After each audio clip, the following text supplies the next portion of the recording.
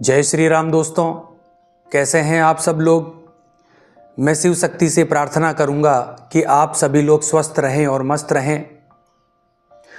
दोस्तों, आज की हमारी वीडियो का टॉपिक है कि क्या किसी के शरीर में हनुमान जी की सवारी आती है या माँ काली की सवारी आती है या किसी भी अन्य देवता की सवारी आती है।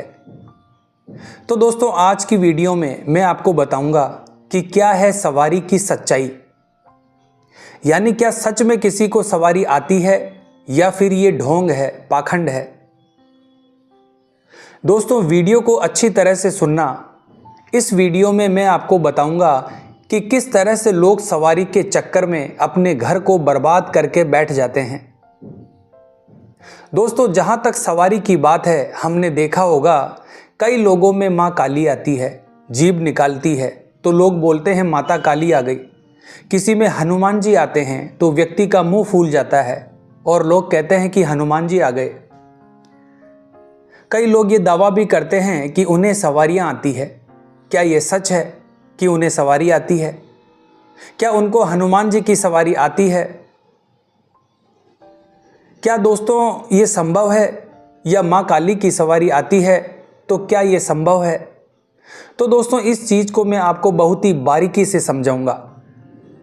पहला एग्जाम्पल मेहंदीपुर बालाजी से जुड़ा हुआ है और दूसरा एग्जाम्पल जुड़ा हुआ है उस पर ब्रह्म परमात्मा से, यानी कि उस पवित्र और सर्वशक्तिमान शक्ति से, जिसे हम कहते हैं कि माता काली आ गई। तो दोस्तों, पूर्ण रूप से माता काली का आना और माँ के किसी अंश का आना दोनों में फर्क होता है। कई बार क्या होता है, जैसे आप माता रानी की पूजा करते हो, साधना करते हो, मंत्र जप करते हो और माँ की तरंग आपके ऊपर आ जाती है, आपका शरीर झूमने लगता है, तो आपके घर वाले समझने लगते हैं कि ये माता काली आ गई है। दोस्तों, माता काली के आने का मतलब क्या होता है? मतलब पूर्ण रूप से वही महाकाली जिन्होंने चंड मुंड का नाश किया था, वही महाकाली जिन्होंने रक्त बीज का नाश किया था। तो दोस्तों, कई बार लोग महाकाली के स्वरूप को समझ नहीं पाते और वो उनको महाकाली समझ लेते हैं, जबकि सच्चाई ये होती है कि मां काली का एक बहुत ही नाखून के बराबर एक अंश आता है और वही अंश खेलना शुरू कर देता है। वही अंश जो है वो शरीर पर सवारी लेना शुरू कर देता है और उसे ही आप समझ लेते हैं कि पूर्णतया माता काली आ गई। जबकि सच्चाई ये है कि वो मां नहीं होती है, वो पूर्णतया मां भगवती नहीं होती है, वो मात्र एक बहुत ही छोटा सा उस शक्ति का अंश होता है। अब दोस्तों, लोग क्या गलती करते हैं कि वो कहते हैं माता काली आ गई और वो कुछ पूछना शुरू कर देते हैं, माता रानी ये बताओ, माता रानी वो बताओ, पूछना शुरू कर देते हैं। अपने घर के बारे में, अपने काम धंधे के बारे में जानकारी लेना शुरू कर देते हैं और जब वचन झूठे होते हैं, जब बातें असत्य निकलती है सवारी की, तो फिर उनको ये संदेह होना शुरू हो जाता है कि ये माता काली नहीं है, कुछ और है। फिर वो जगह जगह चौकियों दरबारों में भटकना शुरू कर देते हैं और ऐसे ही लोगों पर फिर जो पॉजिटिव शक्ति तरंग थी उसको कई भगत लोग जो है वो उतार कर अपने पास रख लेते हैं। फिर आप जगह जगह भटकते रहते हो और जो आपके पास था वो भी आप खो बैठते हो। तो दोस्तों, आपको इस चीज़ को समझना होगा, आपको इस चीज़ को समझना होगा कि पूर्ण रूप से माँ काली का आना और माँ के अंश का आना दोनों में अलग अलग फर्क है। अब हम बात करते हैं मेहंदीपुर के बारे में। तो देखिए दोस्तों, सबसे पहले किसी के अंदर माता नहीं आती और हनुमान जी भी नहीं आते। अब इसका मैं एक सच्चा एग्जाम्पल आपको दे रहा हूँ। आप मेहंदीपुर जाते हैं, मेहंदीपुर बालाजी महाराज के दरबार में, वहाँ बहुत सारे लोग चौकियाँ लगाते हैं, दरबार लगाते हैं मेहंदीपुर बालाजी में, और बालाजी की इतनी कृपा वहाँ पर विराजमान है कि वहाँ पर नेगेटिविटियों का नाश होता है, तंत्र का नाश हो जाता है। वहाँ पर बालाजी महाराज व्यक्ति को अपनी शरण में लेते हैं और अपने बच्चों पर कृपा करते हैं। तो जो लोग बालाजी महाराज की पूजा करते हैं और दरबार लगाते हैं, उनके नाम की जो लोग चौकी लगाते हैं तो उनके ऊपर भी सवारी आती है।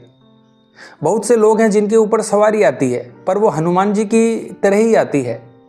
वो मुंह फुला लेते हैं और दोनों हाथों को अपनी छाती पर मारना शुरू कर देते हैं, जय श्री राम के नारे लगाना शुरू कर देते हैं। पर वो ये नहीं कहते कि हनुमान जी आ गए, वो ये नहीं कहते कि बालाजी आ गए। दोस्तों, आप जब मेहंदीपुर जाओगे तो वहाँ पर एक शब्द बहुत प्रचलित है, वो है दूत। दूत यानी कि बालाजी के दूत मिल गए, बालाजी के दूत कार्य कर रहे हैं। मेरे कहने का मतलब है दोस्तों, वहाँ पर बालाजी नहीं कहते, वहाँ पर हम कहते हैं दूत। दोस्तों, बालाजी महाराज के हजारों, लाखों, करोड़ों दूत हैं जो मेहंदीपुर बालाजी में कार्य करते हैं और भक्तों के साथ जाते हैं, भक्तों का कल्याण करते हैं। अब दूत कैसे बनते हैं, इस पर हमने पहले ही वीडियो बना रखी है, आप हमारे चैनल पर जाकर देख सकते हैं। तो दोस्तों, जब हम अन्य मंदिरों में जाते हैं, चौकियों पर जाते हैं, दरबारों में जाते हैं, तो वहाँ पर एक चीज़ आपको सुनने को मिलती है, माता काली आ गई, हनुमान जी आ गए। तो सबसे पहले इस चीज़ का ध्यान रखें, किसी के ऊपर माँ भगवती नहीं आती है, किसी के ऊपर भी हनुमान जी महाराज नहीं आते हैं। जो उनके सेवक और सेविकाएं होती है, और इनके ऊपर दूत की कैटेगरी होती है, और दूत के ऊपर वीर की कैटेगरी होती है, और फिर धीरे धीरे ये कैटेगरी ऊपर बढ़ती चली जाती है। यानी जैसे जैसे हम उस देवता का ध्यान करते हैं, उस देवता की पूजा पाठ करते हैं, आराधना करते हैं, जब तब साधना करते हैं, वैसे वैसे उसका औहदा भी बढ़ता जाता है, पावर भी बढ़ती जाती है। और यही कार्य मेहंदीपुर बालाजी में होता है। मेहंदीपुर में जो नेगेटिविटियां होती है उनको सुधारा जाता है और राम नाम जपने के लिए दिया जाता है। जब वो पवित्र हो जाती है, उनके अंदर घृणा खत्म हो जाती है दूसरों को दुख देने की, तो फिर वो दूत रूप में, मतलब बाबा के दूत रूप में, सेवक के रूप में कार्य करते हैं। दोस्तों, कई लोग ये कहते हैं कि योगिनी आती है। दोस्तों, योगिनी का भी बहुत बड़ा अहम रोल है माता काली के साथ, वो अपने आप में बहुत तेजस्वी होती है। तो दोस्तों, जो माँ की सेविकाएं होती है वही व्यक्ति के शरीर पर आकर खेलती है शक्ति के रूप में। सेविका मतलब माँ भगवती की जो सेवा करने वाली होती है, या फिर उस देवता के जो सेवक होते हैं वही सवारी के रूप में आते हैं। क्योंकि व्यक्ति जिसकी पूजा करता है उसी के अनुरूप उसके गुण आने लगते हैं। इसलिए जैसे महाकाली जीभ निकाल के आती है, हनुमान जी के जो दूत होते हैं वो जय श्री राम का नारा लगाते हैं, क्योंकि हनुमान जी की ही शरण में वो रहते हैं और उन्हीं के जो गुण हैं वो धारण करना शुरू कर देते हैं। तो आप इस चीज़ का विशेष रूप से ध्यान रखिए। तो मुझे आशा है दोस्तों कि आज की ये जानकारी आपके लिए बहुत फ़ायदेमंद साबित होगी। तो कमेंट बॉक्स में जय श्री राम जरूर लिखें दोस्तों। मिलते हैं अगली वीडियो के माध्यम से। जय माँ अम्बे, जय श्री कल्याण।